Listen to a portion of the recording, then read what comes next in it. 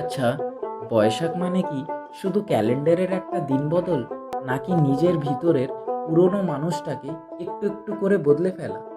প্রতি বছর এই সময়টা এলে কোথায় যেন একটা পুরনো স্মৃতির গন্ধ পাওয়া যায়। মনে আছে সেই ছোটবেলার কথা, যখন নতুন জামার গন্ধতেই সব খুশি থাকতো? হালখাতার মিষ্টি আর লোকদের ভিড়ে হারিয়ে যাওয়ার মাঝেও একটা নিষ্পাপ শান্তি ছিল। কিন্তু বড় হয়ে আমরা খুশির ডেফিনেশনটা বদলে ফেলেছি। নতুন হালখাতায় তো হিসাব মিলবে, কিন্তু মনের ভিতর এই পুরনো কষ্টগুলো কেন ধরে রেখেছি আমরা? এই বছরটাও হয়তো অনেক কিছু নিয়ে গেছে, অনেক ভালোবাসা হয়তো ধরা দিয়েও দেয়নি। কিন্তু ঠিক আছে, সব কিছু পেয়ে গেলে হয়তো বেঁচে থাকার আগ্রহটাই থাকতো না। তাই এবারে পুরনো অভিযোগগুলোকে ওই বৈশাখী ঝড়ের সাথে উড়ে যেতে দিন।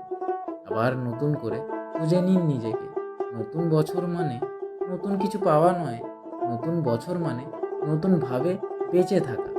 আমার তরফ থেকে আপনাদের সবাইকে জানাই শুভ নববর্ষ। দিশাহারা কেমন বোকা মনটা রে।